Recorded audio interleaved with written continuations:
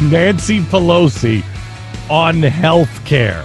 If everyone in America was very, very pleased with his or her health insurance and had no complaints and had access to quality, affordable health care in our country, it still would have been necessary for us to pass the health care reform bill because we could not sustain the system. So to say we're going to repeal it is, just as has been said by my colleagues, is to do very serious violence to the national debt and deficit. Okay, wait a minute. So if everyone was happy with their health care and had access, so you're getting great health care, they would still take it over. And that was the case. 84% were happy. Virtually everyone has access, and they did it anyway. Do you have the audio of Rosie O'Donnell? Yes. Oh, you have to play the Rosie O'Donnell. Listen to this audio of Rosie O'Donnell. In your wildest dreams, all I say during this whole interview, because I heard it, the only thing I say is 7 years. 7 exactly. years? This is a woman. I guess she had a woman. First of all, who knew Rosie had a radio show? I had no idea.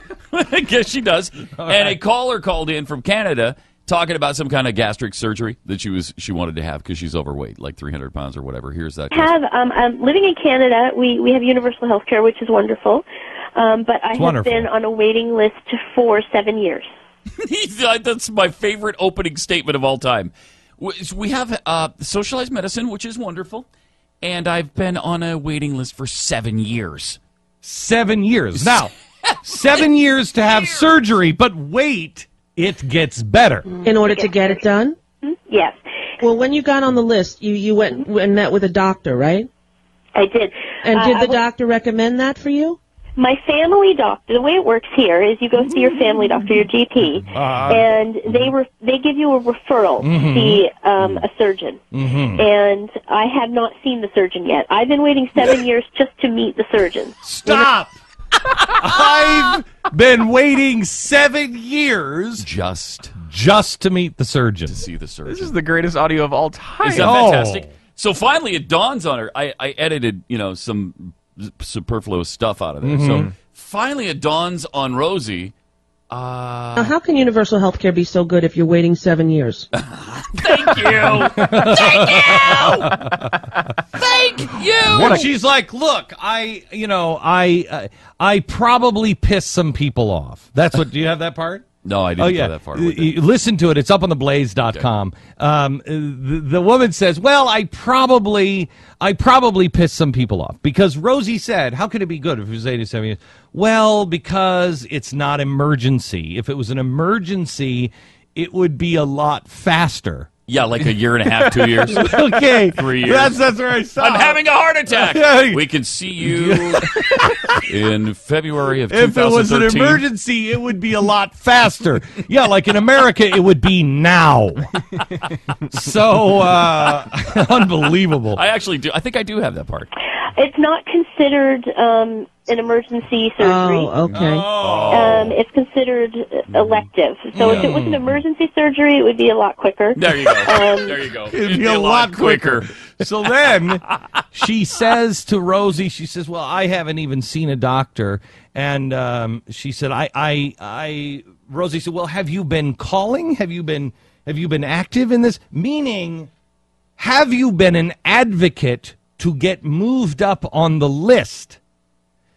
Wait a minute. Isn't that the problem with our medicine here in America, that all the progressives have been saying that you have to call an insurance problem. You got the insurance companies and they're not okaying some things and others, and you've got to go in there and you've got to do battle with the insurance company.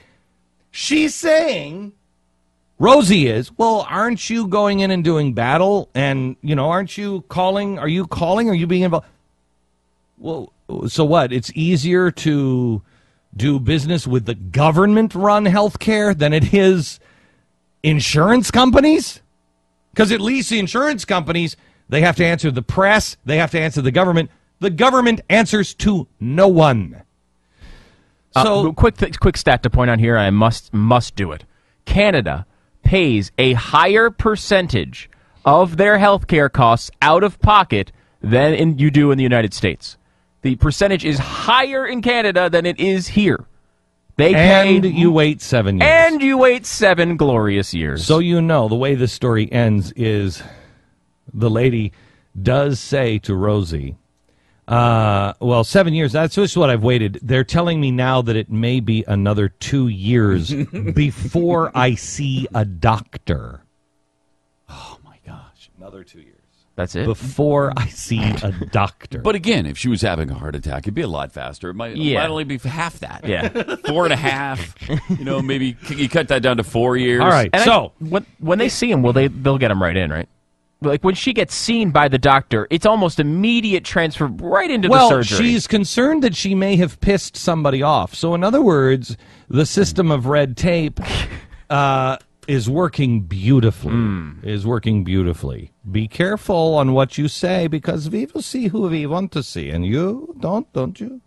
Oh, that's great stuff. No. Who doesn't want universal health care when you hear about it from Rosie O'Donnell? That's some of the most priceless audio of all time. Oh, I know. Of and Rosie, all time. I didn't hear anything from Rosie where she was like, well, that kind of sucks. I know. She just says 7 years. What's so great about it if you have to wait 7 years? Oh, well. Oh, it's not elective. Okay. Okay. Oh, okay. All right. It's not an emergency. I see. So if you're having a stroke, you could be seen in 6 months. What? I mean, that's unbelievable. Wow. It's unbelievable.